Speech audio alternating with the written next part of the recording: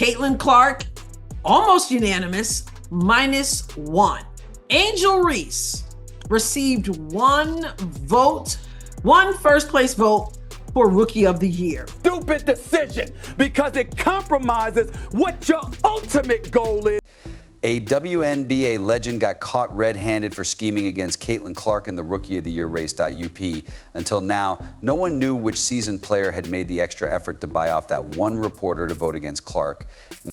But now there is concrete evidence exposing her. You might also be disappointed because while she's been silently fuming with jealousy, you've probably been supporting her the entire season, believing her to be a true icon.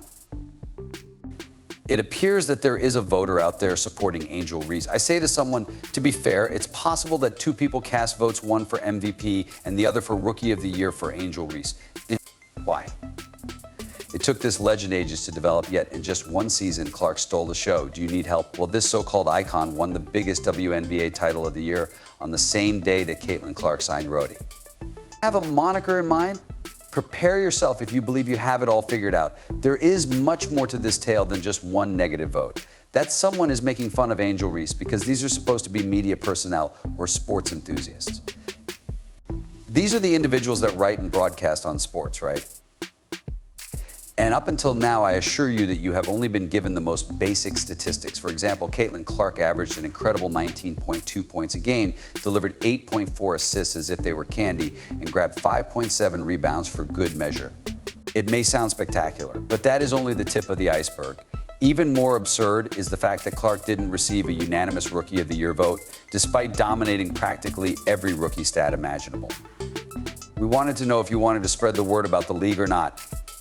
And some, like Andrea, were against that factor being taken into consideration when choosing who should be on the roster. Nope. Rather, to every single vote going to the clear winner, Chicago Sky rookie Angel Reese received one and only one vote. Furthermore, this was no insignificant coincidence. This was the kind of wild play that rocked the league, leaving commentators scratching their heads and fans holding their heads high. Since Caitlin Clark, let's face it, was the rookie who truly deserved every vote, let's be honest. How come she didn't understand? What is the significance of that lone strange vote? You could even make the case that having her on the roster instead of someone more worthy would have been detrimental to the game. When all was said and done, it turned out that Caitlin had won Rookie of the Year with 66 out of 67 votes. 24 local journalists and 43 national sports writers from different WNBA markets cast their votes. That represents a sizable consensus among people. So how can one absentee ballot get through? It goes beyond someone's desire to rebel or see things differently. This vote was intended to ensure that Caitlin Clark's record wouldn't be perfect, and it seemed like a sucker punched her a flawless season. And that's when the delicious stuff starts to happen, for this was more than simply a chance to give Angel Reese a shout out. This has to do with someone attempting to ruin Caitlin's flawless ROTY sweep, but to whom? Not Cheryl Swoops, nope, she lacks the ability to cast a ballot in this competition. So let's abandon that hypothesis. Because everyone had the same question when it was revealed that journalist Cameron Duncan was the source of this lone vote. For what reason is Reese? Although Reese's numbers were respectable, they were not even close to Clark's season-long record-breaking run. Why then did Duncan choose to support her with his vote? However, rumors have it that this wasn't just Duncan acting strangely. According to rumors, A'ja Wilson, the WNBA star, had a hand in it. Yes, that A'ja Wilson, who has been sweeping the league and winning awards left and right. However, why would a famous person like Wilson get engaged in a vote for ROTY that is so trivial? This is where the fun really starts. A'ja Wilson made history in 2024 by being the first player to win the MVP award unanimously since Cynthia Cooper in 1997. She received every single one of the 67 votes. She became the only player in the history of the modern WNBA to win MVP honors unanimously, which was an incredible accomplishment. The WNBA is killing the golden goose, you know. I have to make something clear now. Many of you have been asking me why, since Caitlin Clark, the WNBA hasn't discussed its Rookie of the Year award. Now that it's out, who wins Rookie of the Year? Well, no prizes have been announced. However, Caitlin Clark soon emerged, climbing the ranks and posing a danger to eclipse Wilson's brief period of fame. And all of a sudden, Wilson wasn't going to allow an inexperienced Waltz to steal the one thing that made her unique, an impeccable record. Wilson is said to have intervened when Clark began receiving ROTY votes in order to prevent Caitlin from accomplishing something that she never did. Rookie of the Year, unanimous vote. And this is where the drama really gets started. Duncan's vote was planned. It wasn't just a random deed. According to sources, Wilson pushed Duncan to support Reese in order to prevent Clark from winning by a unanimous vote. Not that Reese deserved it more. In fact, she wasn't even close. This was straight up power play. Wilson wished to prevent Clark from winning the ROTY award unanimously and emerging as the league's only player with that kind of flawless record. It was more about Clark endangering Wilson's legacy than it was about Clark being a threat right now. So she moved using Duncan as a pawn in her strategy. Why don't you like Angel Reese, I asked. What makes you dislike black people? You're black, why don't you? They've created this whole you can't stand her thing, and they've made it a racial issue. I'm also turning it into a basketball game. Angel Reese, as a former player, coach, and individual with keen vision, knew he would not win Rookie of the Year. It was not actually a competition. How does all of this relate to Reese? To tell the truth, she was simply at the wrong place at the wrong time. Although her numbers were decent, they were not ROTY material. However, she was the ideal diversion. Someone whose name would cause enough controversy to last for Wilson to emerge unscathed. Reese received some unjustified attention. Wilson and Duncan both faced criticism. She could now relax and act as though she was uninvolved. Thus far, for all the league to see, Wilson's little plot is coming apart as everyone is starting to connect the dots. Furthermore, individuals such as Molly have intervened, asserting that athletes like as Clark lacked the necessary skill to be leveling charges against a jaw in the first place. Really like at all. So Clark can score close to 20 points in the game, but all of a sudden she can't even call out dubious activity.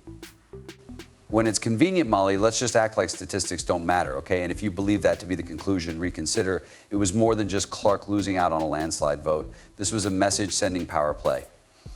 Even though Caitlin Clark is currently the WNBA's hottest name, Wilson is still the queen. If someone attempts to intrude on her territory, they will quickly discover who is truly in charge. So indeed, one erroneous vote marred Clark's victory as Rookie of the Year. However, that single vote, it has shown an entirely new degree of ego conflicts in league politics. Because what else is going on behind the scenes if someone like a Jaw Wilson can sway an award by whispering to one journalist? Even though Clark isn't worried about it, what about the fans? They're furious, and the league's reputation has just suffered greatly. It's unclear what the WNBA is doing with Caitlin Clark. Can we all just agree on that? They are clueless. Caitlin Clark perceives the league as aggressive. Even worse, there was hardly any reaction from the league, nothing in the way of formal comments or inquiries, just quiet. The WNBA appears to be trying to act as though nothing occurred, expecting the public to forget and the tempest to dissipate. But Caitlin Clark and the fans won't forget it. Because the entire sport suffers when a unanimous Rookie of the Year victory is taken advantage of not just one player. And while A'ja Wilson may have managed to hold on to her title as the unanimous MVP, if the whole truth ever comes to light, her reputation may suffer. To be honest, though, you probably assumed A'ja was just trying to outdo her. As if she's been in the trenches, fought her way up, and understands what it's like to be overlooked. But no, rivalry and envy aren't the only things causing this whole disaster.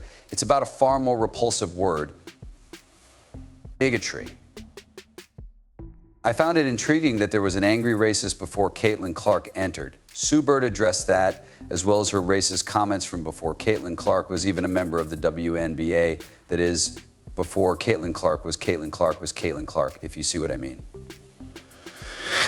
Yes, you did indeed hear that. When accusations of racial bias surfaced, what had initially been a discussion about a single Rookie of the Year vote swiftly turned into something far more sinister. Furthermore, this was not a sporadic tirade on Twitter.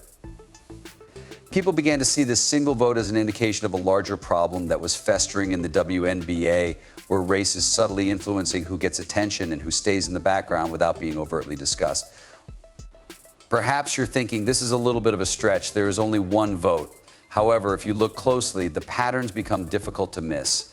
Clark had the numbers to support her victory, without a doubt.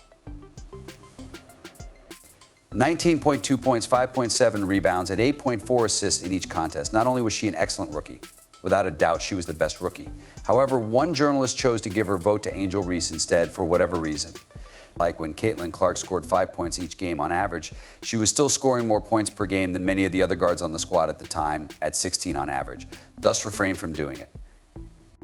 Don't give the impression that this was a handout and that she was only averaging 5 points. It wasn't a handout. Sorry, examine her stats. Take a look at her stats in relation to the other guards on the squad.